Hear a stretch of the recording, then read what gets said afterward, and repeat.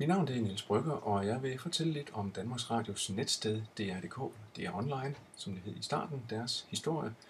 Og jeg vil snakke lidt her i den her video om perioden i 1995. Danmarks Radios netsted DR Online åbnede 5. januar 1996, så det jeg vil komme ind på her, det er altså det år, der ligger op til åbningen. Jeg skal også lige have en ganske lille smule med om, hvad der skete før 1995.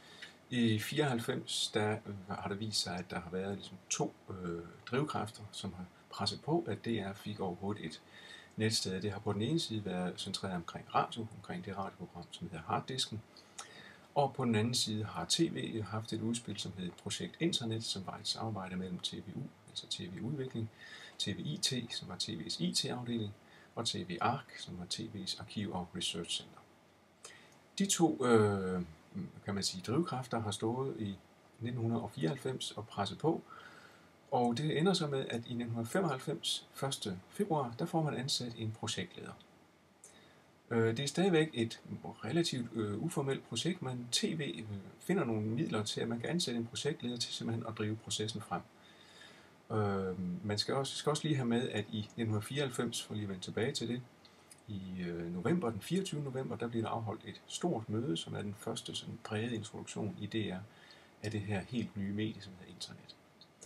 Det er TV-afdelingen, som arrangerer det her store møde, og det peger også lidt i retning af, at det, når man har modspillet mellem radio og tv, så ender det med at være tv, som bliver hoveddrivkraften.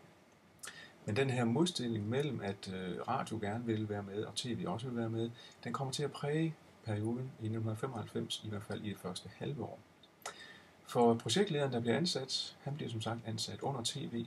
Det er en journalist, en nyuddannet journalist, der hedder Christian Schade. Og han får simpelthen til opgave at lave en form for lidt mere udfoldet projektbeskrivelse af, hvordan kunne sådan en internet-tilstedeværelse, som man bare bredt kalder det i starten, hvordan kunne den se ud. Og det arbejder han på i foråret 1995. Han har en meget ambitiøs plan om, at det kan man klare i løbet af et halvt år, og så i sommeren regner man med at have et fuldt færdigt website på banen. Sådan skal det imidlertid ikke helt komme til at gå.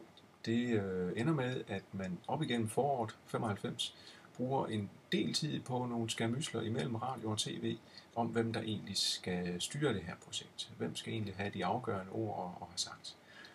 Og det går der relativt meget tid med op igennem foråret 95, samtidig med, at Christian Schade han forsøger at udarbejde et egentligt projekt. Der kommer et projekt ud af det, og man får styr på de her styringsproblemer, der har været.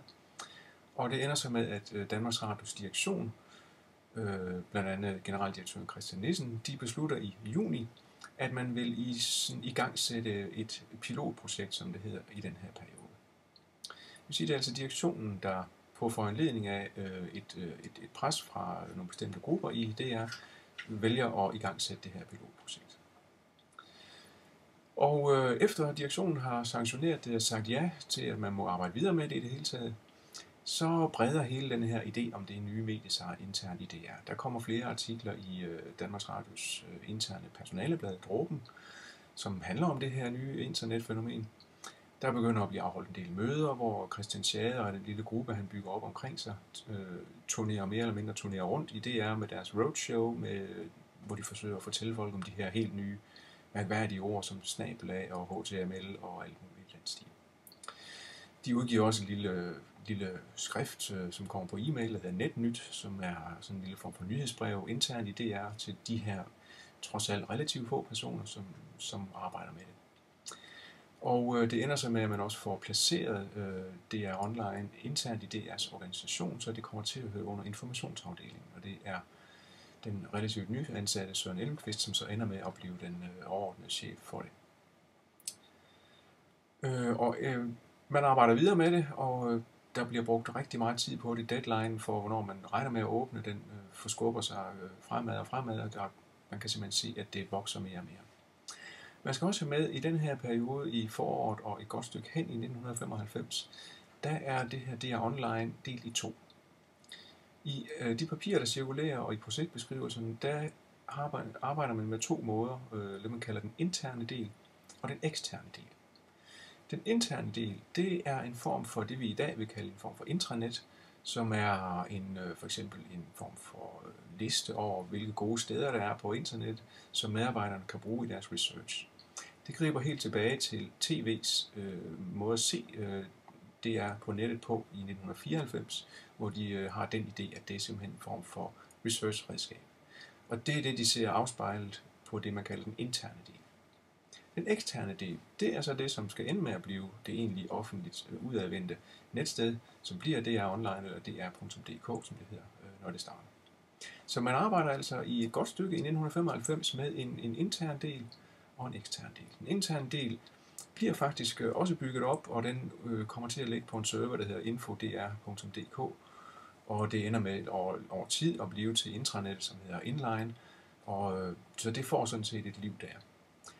Det bliver selvfølgelig nok alt andet lige den offentlige og udadvendte del, som kommer til at fylde mest. Det er den, folk kender til, og det er den, der i det lange løb også ender med at blive det, man kan kalde DR på nettet. Man har endnu ikke, som sagt, har det været en direktionsbeslutning, så det er på direktionsniveau, at det er besluttet at sætte det her projekt i gang. Men da der er tale om måske noget, der kan blive et nyt medie, så er det jo noget, der grundlæggende hører hjem på bestyrelsesniveau. Og der bliver arbejdet på forskellige henvendelser til bestyrelsen igennem direktionen. Og det ender så med, at i oktober, der beslutter bestyrelsen, Danmarks Radios bestyrelse, at man vil i gang sætte det her projekt for alvor, så at sige.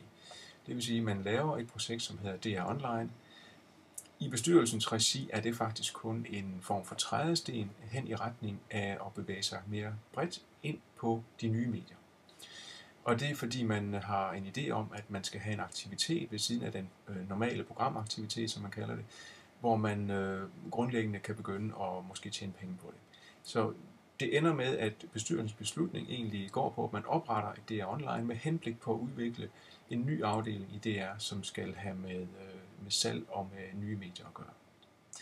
Den bliver først rigtig startet året efter i sommeren 1996. Men selve DR Online på nettet, det starter altså i januar 96.